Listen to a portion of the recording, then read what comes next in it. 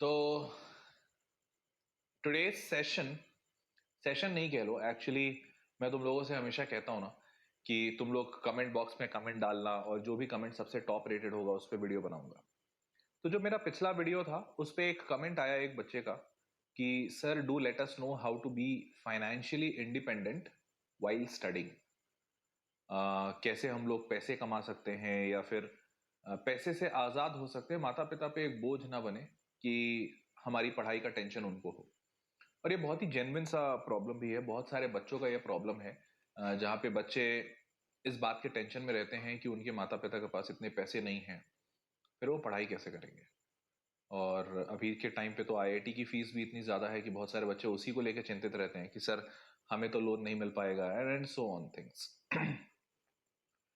तो मैं इस पे आज मैंने पहले सोचा कि एक सेशन बना दूं, लेकिन फिर सोचा कि यार सेशन में तो सिर्फ ज्ञान होगा, मतलब मैं ज्ञान दूंगा, बट ज्ञान से ज्यादा इंसान तजुर्बे से सीखता है, एक्सपीरियंस से। तो आई थॉट कि आज अपने तजुर्बे को साझा करता हूँ तुम लोगों के साथ।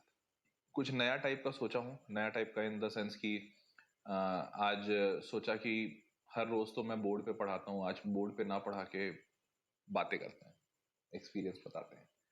तो चलो, फाइनेंशियली इंडिपेंडेंट कैसे होना है और किस तरीके से आगे बढ़ सकते हो, इसका एक छोटा सा एग्जांपल मैं अपनी लाइफ से ही देता हूँ। और अपनी लाइफ का एग्जांपल देता हूँ क्योंकि मेरी लाइफ भी बहुत हद तक मोर और लेस ऐसी ही मिलती जुलती रही है जैसा आप लोग बताते हैं कमेंट बॉक्स में। तो बात बहुत सालों पुरानी है, जब मैं उस वक्त टेंथ में हुआ करता था। तो टेंथ में भी नहीं, मतलब थोड़ा और पीछे जाते हैं, नाइन्थ में। तो नाइन्थ तक में सब चीज़ें ठीक चल रही थी, लेकिन घर के हालात ज़्यादा अच्छे नहीं थे। फिर जब मैं टेंथ क्लास में आया तो घर की हालत बहुत ख़राब हो गई, मेरे घर की हालत। पिताजी के पास नौकरी नहीं थी, बिकॉज पिताजी हमारे बिजनेस कर रहे थे और जिस भी लोगों के साथ बिजनेस किया वो कुछ सही नहीं हुआ, और मतलब कई सारे ऐसी चीज़ें हुई जो एक्सपेक्टेड नहीं थी, और हालत इतनी ख़राब हो गई कि पिताजी को उस बिजनेस से हटा दिया गया। मतलब वो अपना, पिताजी का, हमारा अपना बिजनेस था। और फिर बहुत हद तक चीज़ें ऊपर नीचे हुई और हालत इतनी ख़राब हो गई कि खाने को भी पैसे नहीं थे। और ये तब की बात बता रहा हूँ जब मैं टेंथ क्लास में था। और फिर देखते ही देखते हालत इतनी ख़राब हो गई कि मुझे मेरे स्कूल से हटा दिया गया, बोला गया कि पैसे आएंगे तो आना, नहीं तो आपका ड्यूज़ बहुत ज़्यादा है। तो ड्यूज़ बहुत ज़्यादा है, 3-4 महीने से स्कूल की फ़ीस नहीं गई थी। और फिर मुझे स्कूल वालों ने बोल दिया कि अब नहीं आपको अलाउ कर सकते। तो उस वक्त हालत जब ऐसी थी तो फिर हम लोगों ने कुछ सी तरह से कुछ हाथ पैर मारे, कुछ काम करना शुरू किया। और उस वक्त एक टिफ़िन सेंटर टाइप से मम्मी ने खोला था, और धीरे धीरे फिर उसको आगे बढ़ाया हम लोगों ने, और किसी तरह से पैसे वगैरह आए और ज़िंदगी आगे बढ़ी। फिर ये बात तो टेंथ की थी, और फिर किसी तरह से घर तो चल गया, बट हालत नहीं सुधरी थी। 11th-12th में भी हालत ख़राब ही थी, बट लकीली 11th-12th में मुझे पढ़ने के लिए उतने ज़्यादा पैसे नहीं लगाने पड़े, बिकॉज 10वीं में मेरे नंबर अच्छे आए थे। तो बहुत सारे कोचिंग वालों ने ऐसे ही पढ़ा दिया, कुछ लोगों ने फ्री पढ़ा दिया, कुछ लोगों ने कम पैसे में पढ़ा दिया। फिर दिक्कत तब आई जब मैं 11th और 12th पास कर गया, और 12th पास करने के बाद मेरा आईआईटी नहीं हुआ। जब आईआईटी नहीं होता है तो फिर लोगों ने जितना भरोसा किया आप पे, आपने उतने भरोसे पे नहीं खरे उतरे आप। और उसके बाद फिर किसी कोचिंग ने मुझे एडमिशन नहीं दिया, और एक कोचिंग ने एडमिशन दिया, बट वहाँ पे मेरा थोड़ा सा परफॉर्मेंस खराब हो गया। मैं रैंक 1 से, मतलब उनके यहाँ टॉप करता था, और रैंक 1 से मैं रैंक 4 पे आ गया। तो मेरा इतना परफॉर्मेंस खराब हुआ था मेरा, बस इसके कारण से मुझे हटा दिया गया। और खैर कुछ और भी कारण थे, खैर उस सब चीज़ों में नहीं जाते हैं।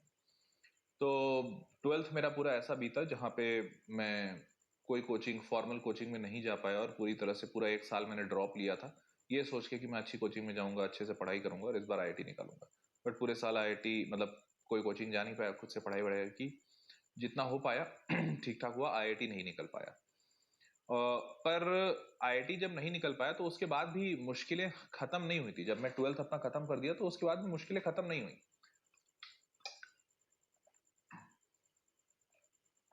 मुश्किलें उस वक्त शुरू होने वाली थी, और मुझे बिल्कुल इसका अंदाजा नहीं था।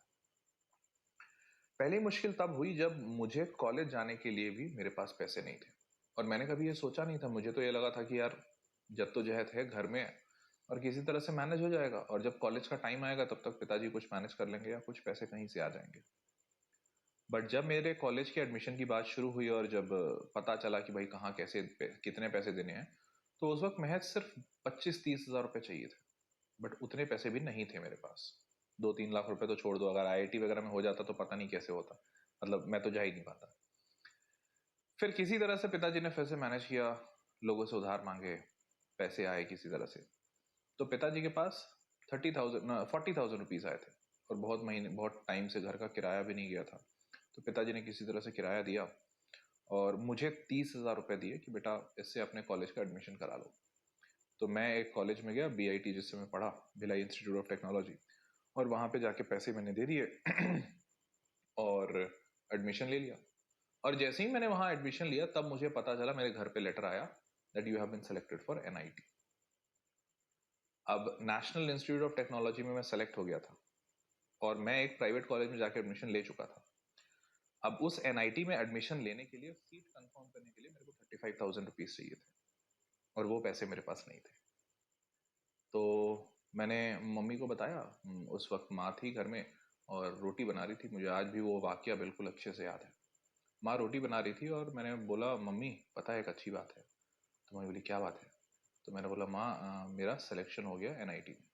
तो मम्मी बोली, वाह बेटा वाह, मतलब मम्मी बहुत खुश हो गई। मैंने माँ माँ का पैर छुआ। तो मम्मी बोली, जाओ जाओ फिर एडमिशन लो। तो मैं बोला, मम्मी पैसे नहीं है। तो मम्मी बोली, क्यों? पापा ने तो दिए थे 30,000। तो मैंने बोला कि मम्मी वो तो उस कॉलेज में दे दिया, अब वो कॉलेज से वो लोग पैसे वापस निकालने नहीं देंगे, या निकालने भी देंगे तो 1-2 महीने बाद देंगे, और उसमें भी बहुत सारे पैसे काट लेंगे। तो माँ वहाँ पे खड़ी थी और एंड शी, मतलब उसने कुछ कुछ सोचा और इतनी जल्दी उसने एक्ट किया। व्हाट शी डिड कि माँ गले में एक सोने का चेन होता है ना, वो सोने का चेन भाई मतलब घर की महिलाएं पहनती हैं, तो वो बहुत एक पतला सा सोने का चेन मम्मी ने पहन रखा था, और कान में 2 बालियां थी। तो माँ ने तुरंत वो सोने का चेन उतारा और वो कान की बाली उतारी और तुरंत हाथ में मेरे रख दिया। बोला, बेटा इसको जाओ बेच दो और जल्दी से एडमिशन ले लो। और उस वक्त हमारे घर की हालत इतनी खराब चल रही थी कि माँ के कुछ और गहने भी थे, बट वो सारे गहने या तो बिक चुके थे या तो कहीं किसी के यहाँ गिरवी रखे हुए थे, और माँ के पास सिर्फ वही 2 गहने थे। एंड जब माँ ने ये किया तो मतलब मुझे ऐसा महसूस हुआ कि पाँव के नीचे से ज़मीन खिसक गई हो।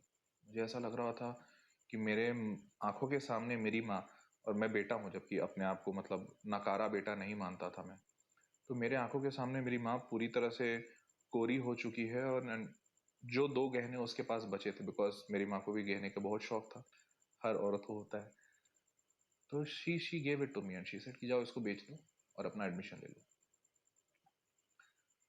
तो 2 मिनट तक तो मुझे कुछ समझ नहीं आया, मैं मुझे क्या करना चाहिए, क्या हुआ मुझे। बट जब फिर मैं वापस अपने दिमाग में, अपने सेंसेस में लौटा, तो फिर मैंने बोला कि नहीं माँ, ये तो नहीं होगा।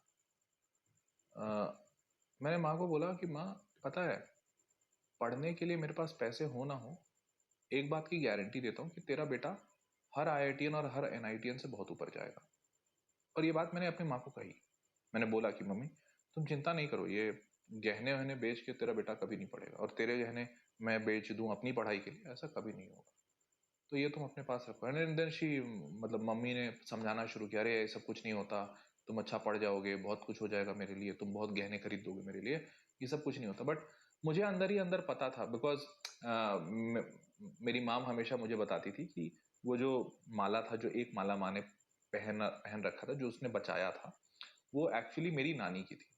तो माँ को अपनी माँ से बहुत लगाव था, जैसे मुझे अपनी माँ से है। तो माँ हमेशा बोलती थी कि वो नानी की आखिरी निशानी है। बट मेरी पढ़ाई के लिए मम्मी ने वो भी नहीं देखा। बट मैंने बोला कि नहीं, मैं ऐसे नहीं लूंगा। और अगर फ्रैंकली बताऊं, तो वो एक मोमेंट था, वही एक सबसे बड़ा निर्णायक समय था मेरे लिए, जब मैंने ये बात अपने दिमाग में बैठा ली कि पैसा मुद्दा नहीं होता है। चाहे जो हो जाए, पढ़ने के लिए पैसा मुद्दा नहीं हो सकता है, और पढ़ने के लिए कॉलेज भी मुद्दा नहीं होगा मेरी केस में। ये उसी वक्त मैंने डिसाइड किया। मैंने खुद को समझाया कि यार बेटा हर्ष प्रियम, तुम इतने बेकार और नालायक इंसान हो ही नहीं सकते हो कि तुम्हारा आने वाला कल 2 रुपए, चंद पैसे या कोई एक कॉलेज डिसाइड करे। और यही सेम बात मैंने मम्मी को भी बोली। मैंने बोला माँ, ऐसा नहीं होगा, तेरा बेटा तेरे गहने बेच के पढ़ ले, ऐसा ऐसा तो मुमकिन ही नहीं। फिर उसके बाद मैंने अपनी जिंदगी का एक नया आयाम शुरू किया। फिर मैं अपने कॉलेज गया, मैंने एनआईटी छोड़ दिया। मैंने बोला नहीं, एनआईटी की ज़रूरत नहीं है मुझे अपनी काबिलियत दिखाने के लिए कोई एनआईटी आईआईटी की ज़रूरत नहीं है। फिर मैं अपने कॉलेज गया, भिलाई इंस्टीट्यूट ऑफ टेक्नोलॉजी। बड़े कम लोग उसको जाना करते थे। जब मैं कॉलेज में गया तो कॉलेज का नाम अच्छा था, लोग उसके बारे में अच्छा बोलते थे, लेकिन कॉलेज के अंदर जो बच्चे वहाँ आए थे वो उसके बारे में बहुत ज़्यादा वाव नहीं फील करते थे। बोलते अरे यार छोटा नॉर्मल कॉलेज है। और वहाँ सारे बच्चे वैसे ही आते थे जिनका बहुत अच्छा परफॉर्मेंस नहीं होता था। बट मेरे दिमाग में ये बात क्लियर था कि कॉलेज मायने नहीं रखेगा और मैं अपनी ज़िंदगी अपने हिसाब से बनाऊंगा। और पूरी ज़िंदगी, मतलब पूरे 4 साल जो मैंने अपने कॉलेज में बिताए, उस पूरे 4 साल में सबसे ज़्यादा इंपॉर्टेंट जो बात रही है वो यही रही है कि मुझे अपनी ज़िंदगी अपने हिसाब से चाहिए। कोई एक कॉलेज का नाम या कुछ पैसे मेरे आने वाले कल को डिसाइड नहीं कर सकते। एंड यू वोंट बिलीव, विगत मैंने 4 साल वहां उस कॉलेज में बिताए। उस 4 साल में मैं उस कॉलेज से बहुत कुछ सीखा, बहुत ज्यादा कुछ सीखा। लोग बोलते थे कि यार हर्ष भाई, तुम तो अलग ही लेवल के इंसान हो। बट फ्रैंकली बता रहा हूँ, उस कॉलेज में जाने के पहले मैं वैसा इंसान नहीं हुआ करता था। और उस कॉलेज ने मुझे सिखाया, लेकिन वही वो कॉलेज था जो बाकी बच्चों को कुछ ना सिखा पाया। तो क्या ये कॉलेज की गलती थी? नहीं, ये कॉलेज की गलती नहीं थी। ये गलती थी उन लोगों के सोच की। और अब मैं बताता हूं कि मैंने उस कॉलेज में डेवलपमेंट कैसे किया। और यहां से एक मेन पार्ट शुरू होता है जो आप लोग पूछते हैं कि सर फाइनेंशियली इंडिपेंडेंट कैसे हो सके। तो देखो, सबसे पहला चरण ये है कि आपको ये सोचना पड़ेगा कि ये मुमकिन है। चाहे आप जिस भी जगह हो, जिस भी शहर में हो, जिस भी गली कूचे में हो, आप अगर सोच लोगे कि आपको इंडिपेंडेंट होना है, आपको पैसे कमाने हैं, आपको जो भी करना है, अगर आप सोच लेते तो आप कर लोगे। तो एग्जाम्पल के तौर पे मैं बताता हूँ, जैसे जब मेरी हालत बहुत ख़राब थी और कॉलेज में एडमिशन लेने वाला था, तो जो ड्रॉप ईयर था ना, चूंकि मुझे कहीं कोचिंग में एडमिशन मिला नहीं था, मैं बहुत फ्री रहता था पढ़ाई के बाद भी, तो मेरे पास टाइम था, तो मैं बच्चों को पढ़ाता था, छोटे बच्चों को। और कॉन्फिडेंस इतना था माता पिता की वजह से कि मैं 12th में होने के बावजूद 12वीं के बच्चों को ट्यूशन पढ़ाता था। Can you imagine? और मैं खुद जेई का प्रिपरेशन करता था और मैं जेई के बच्चों को ट्यूशन पढ़ाता था और लोग मुझे पैसे देते थे, अच्छे खासे पैसे। एग्जाम्पल के तौर पे मैं बताता हूँ, मैं उस वक्त, आज से करीबन 10-12 साल पहले, मैं 1 डेढ़ घंटे के 1.5 आवर की एक क्लास होती थी और एक क्लास का 500 रुपए लेता था। 1 आवर मतलब 1.5 आवर, 90 मिनट्स का 500 रुपीज। ठीक है। और मैं अच्छा खासा कमाता था, उसी की वजह से कुछ सेविंग हुई थी जिसकी वजह से मैं कॉलेज जा पाया। अब जब वो सब चीज, और वो ये सब बातें मैं बता रहा हूँ पटना की, तो पटना बिहार का कैपिटल है। अब वहां से उठ के मैं छत्तीसगढ़ आ गया। छत्तीसगढ़ एक छोटा सा स्टेट है, और छत्तीसगढ़ के भी स्टेट में मैं कैपिटल में नहीं आया, मैं भिलाई में आया। दुर्ग भिलाई एक जगह है।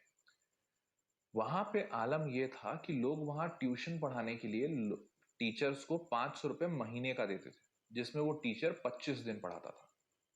Can you just imagine? There was a huge difference. और जब मैं आया तो मैं इसी कॉन्फिडेंस पे आया था कि यार पैसे तो मैं कमा ही लूंगा क्योंकि मेरे को कमाना आता है। पर जब मैंने रियलिटी में ग्राउंड चेक देखा, और जब मैंने ये देखना शुरू किया कि यार यहाँ पैसे कमाने तो बहुत मुश्किल है क्योंकि जगह बहुत छोटी है, तो मुझे बहुत बड़ा झटका, पहले तो झटका लगा। मैंने खूब कोशिश की, खूब हाथ पैर मारे। मैंने बोला 500 रुपए घंटे नहीं दोगे, 400 रुपए घंटे दे दो।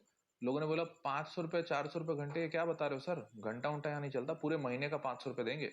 आप थोड़ा ज्यादा लोगे तो चलो 600 रुपए दे देंगे। क्या मजाक करो, 500 रुपए 600 रुपए महीने का मेरे में होगा क्या उसमें?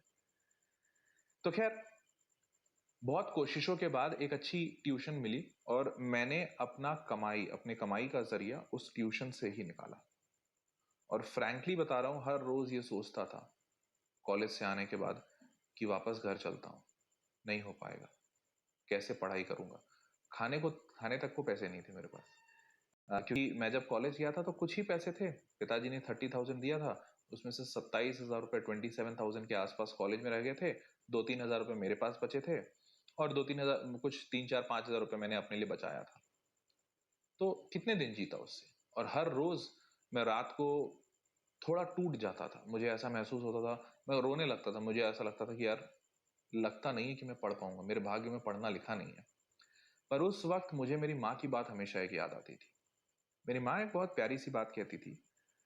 माँ कहती थी कि हर्ष, पता है, एक गरीब छोटा बच्चा जो रोड पे घूमता रहता है और भीख मांगता है, क्या तुम उसे देखते हो तो तुम्हें उस पर दया आती है?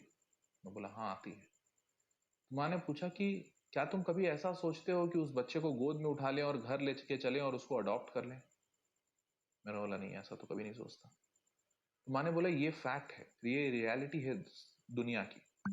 अगर आप बहुत बुरे स्थिति में हो या आपके साथ बहुत कुछ गलत हुआ है तो आप पे लोग तरस खाएंगे, दया करेंगे, लेकिन वो कभी आपको अपने साथ नहीं करेंगे। और ये एक रियलिटी है, ये एक कड़वा सच है। तो अगर कभी तुम जिंदगी में हार रहे हो ना, और रीजन बहुत जेन्युइन हो सकता है जैसे मेरे केस में पैसे कमाने की जिम्मेदारी मेरी नहीं थी। शायद ये जिम्मेदारी मेरे पिता या माता जी की थी कि वो मुझे पैसे देते और मुझे मुझे पढ़ाते, जैसा कि आम जिंदगी में हर कोई के साथ होता है। पर अगर वो ये जिम्मेदारी नहीं कर पा रहे थे और अगर मैं अपनी पढ़ाई नहीं कर पाता तो लोग मुझ पे तरस खाते, मुझ पे दया करते, मुझे बोलते कि नहीं यार तुमने कुछ गलती नहीं की, तुमने कोशिश की। लेकिन कोई मेरे साथ नहीं खड़ा होता, क्योंकि मैं एक सक्सेसफुल इंसान नहीं होता। और ये सक्सेस बहुत जरूरी है।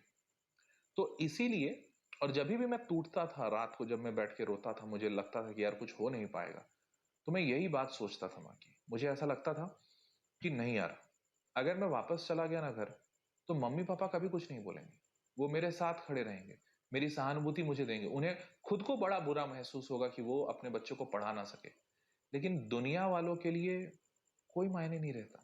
दुनिया वाला सिर्फ यही बोलेगा कि तुम एक अनसक्सेसफुल इंसान हो, और कोई मेरे साथ खड़ा नहीं होगा। और ये बात हर रोज मुझे हिट करती थी। और सिर्फ इसी हिट के कारण से, चाहे जितने मुश्किल हालात हो हर रोज, तो यू वोंट बिलीव, जब मुझे ये ट्यूशन, मैंने बताया ना कि बहुत अच्छा ट्यूशन मुझे मिला था अपने कॉलेज वाले शहर में, तो मुझे ट्यूशन नहीं मिल रहा था और ऑलमोस्ट एक हफ्ते हो गए थे। तो एक हफ्ते के बाद मुझे एक नौकरी मिली, और फाइनली एंड दे सेड कि मतलब पार्ट टाइम में, क्योंकि कोई पार्ट टाइम में रख नहीं रहा था यार। वो ऐसी जगह थी दुर्गुलाई, जहाँ पे 7-8 हज़ार रुपए में लोग महीने भर काम करते हैं, 10 घंटे की नौकरी, मतलब सुबह 9 बजे से लेकर शाम के 7 बजे। मैं तो वो कर नहीं सकता था, बिकॉज मेरा तो कॉलेज था। मेरे पास सिर्फ शाम का टाइम होता था, शाम को 5 बजे, 5 से 9 में काम कर सकता था। और 5 से 9 में तो ऑलमोस्ट ऑफिस बंद हो जाते थे, और जो नहीं भी बंद होते थे वो बोलते थे 4 घंटे काम करोगे, 2,000 रुपये दे देंगे। 2,000 रुपये में चचा होगा क्या मेरा? 2,000 रुपये तो मेरे रूम का किराया है।